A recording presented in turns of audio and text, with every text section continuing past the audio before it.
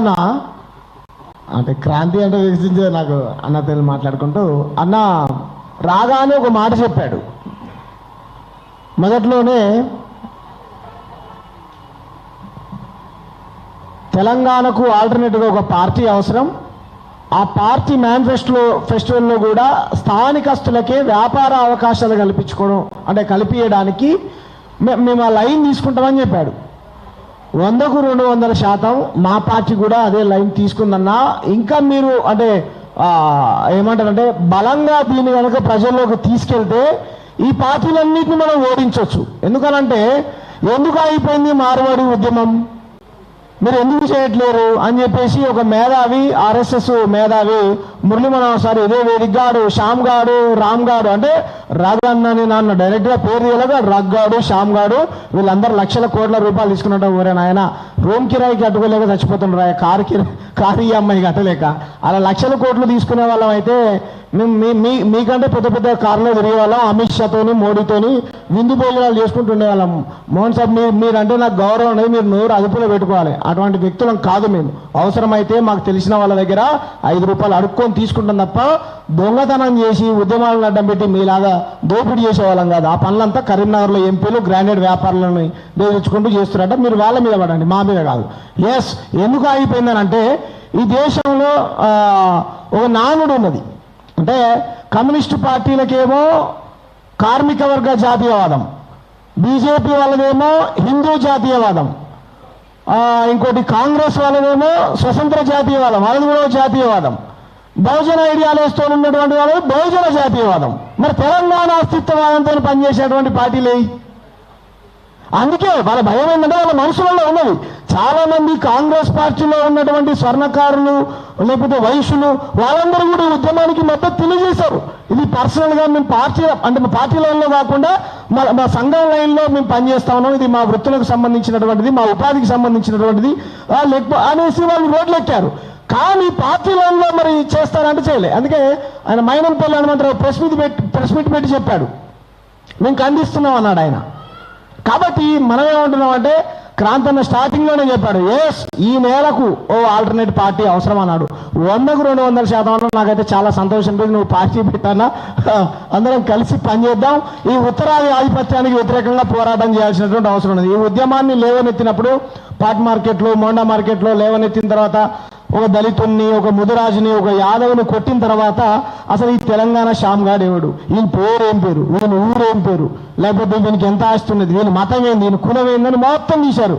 ఒరే నాయన నా పేరు SHYAM వాళ్ళు చెప్పే సంసోన్ కాదు నా పేరు. అదేమో బైబిల్లో ఉండే సంసోన్, బలవంతుడైన సంసోన్.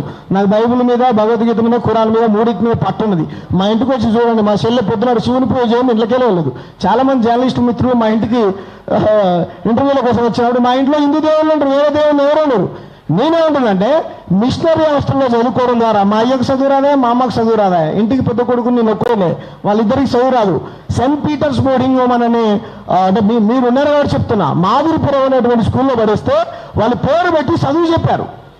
కాబట్టి వీళ్ళకేం దొరకట్లే, వాళ్ళ దొంగతనం వాళ్ళ దోపిడీలన్నీ బయటపడుతున్నాయి. అంటే వీళ్ళు ఏం దొరకపోయేసరికి పలానోడు క్రిస్టియను, పలానోడు ముస్లిము, పలానోడు ఇక్కడోడు అక్కడో అంటాడు. కాబట్టి ప్రజలారా, ఈ తెలంగాణలో ఉన్నటువంటి సబ్బండ కులాలు బాగుపడాలంటే మార్వడి, గుజరాతీ, అగర్వాల్స్ ఈ వీళ్ళ దోపిడీని అరికట్టాల్సినటువంటి అవసరం ప్రతి తెలంగాణ బిడ్డ మీద ఉన్నది. ఈ పార్టీలు చేయవు.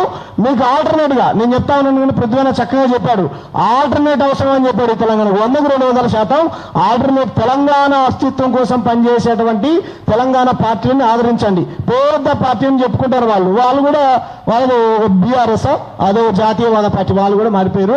కాబట్టి వీళ్ళందరూ దొంగలు. మన రాష్ట్రాన్ని దోపిడీ చేస్తూ ఉంటే, మన కులాలపైన దాడులు చేస్తూ ఉంటే నోరిప్పని వాళ్ళు, మనకు అండగా నిలబడని వాళ్ళు ఈ నేల పార్టీలు ఎలా అవుతాయి చెప్పండి? అవన్నీ ఉత్తరాది పార్టీలే. కాబట్టి ఉత్తరాది ఆధిపత్యానికి వీళ్ళ దోపిడీకి వ్యతిరేకంగా పోరాటం చేయాల్సినటువంటి అవసరం తెలంగాణ ప్రజల మీద ఉందని తెలియజేసుకుంటూ, ఇది వ్యక్తి కేంద్రంగా కాకుండా, ఒక సంఘం కేంద్రంగా కాకుండా, ఒక పార్టీ కేంద్రంగా కాకుండా ప్రజలందరి ఉద్యమంగా భావించి ఎటువంటి అంటే పిలుపునిచ్చిన పిలుపునిచ్చినా క్రాంతి దళ్ కానీ ఇంకోలు కానీ ఎవరు పిలుపునిచ్చినా సరే ఆ ఉద్యమంలో మీరు భాగస్వామ్యం కావాలని మనస్ఫూర్తిగా కోరుకుంటూ, స్టార్టింగ్లో మొదట్లో ఈ అంశాన్ని లేవనెత్తినప్పుడు ఆయన పేరు ఏం పేరు, ఆ రాజస్థాన్లో ఉంటాడు కదా ఒక గ్యాంగ్స్టర్ బిష్నాయ్ తెలంగాణ శ్యామ్ బిష్నాయ్కి చెప్తే మా మారవాడలు బిష్నాయ్కి చెప్తే నువ్వు గంట సేపట్లో చంపేస్తారా మా బిష్నాయుడు. బిష్నాయ్కి కాదు నరేంద్ర మోడీ చెప్పుకో, కాకపోతే ట్రంప్కు చెప్పుకో అని చెప్పాం తప్ప మేము ఉద్యమాన్ని విరమించుకుంటామని ఎక్కడ కూడా స్టేట్మెంట్లు పాస్ చేయలే. కాబట్టి ఈ నేల కోసం త్యాగం చేసినటువంటి వీరులను స్ఫూర్తిగా తీసుకొని పెరిగినటువంటి నేను ఎక్కడ కూడా ఈ మారవాడి బెదిరింపులకు లొంగబోను. మీ అందరూ నాకు అండగా నిలబడ్డారు. ఇంతకుముందు వచ్చినటువంటి ఆరగోపాల్ సారు, అప్పుడు ఉన్నటువంటి చాలా మంది మేధావులందరూ మేము ఉన్నామని చెప్పిన తర్వాత నాకు ఇంకా చాలా అంటే ధైర్యం వచ్చినట్టయింది. రోజు ఈ అంశాన్ని మన తొలి వెలుగు రగన్న కానీ కాళోజీ సీనన్న కానీ వాళ్ళ మార్నింగ్ న్యూస్లో పొద్దునటే మీరు మార్వాడీల వైపు ఉంటారా తెలంగాణ వైపు ఉంటారా అని రోజు ఈ అంశాన్ని చర్చలో పెడతా ఉన్నారు తెలంగాణ జర్నలిస్టులు. కాబట్టి వాళ్ళందరికీ నేను ప్రత్యేకంగా అభినందనలు తెలియజేసుకుంటూ, మళ్ళీ టైం లేదన్నారు కాబట్టి ఇటువంటి కార్యక్రమాలు ఇంకా ముందు మనం ఇంకా ఎన్నో పెట్టాల్సినటువంటి అవసరం తెలియజేస్తూ ఈ అవకాశం ఇచ్చినటువంటి పృథ్వన్నకు ధన్యవాదాలు తెలియజేస్తాను. Thank you. జై భీమ్, జై తెలంగాణ. Thank you Shyam. ఇప్పుడు మా సోగరక్కను 2 నిమిషాలు మాట్లాడవలసిందే.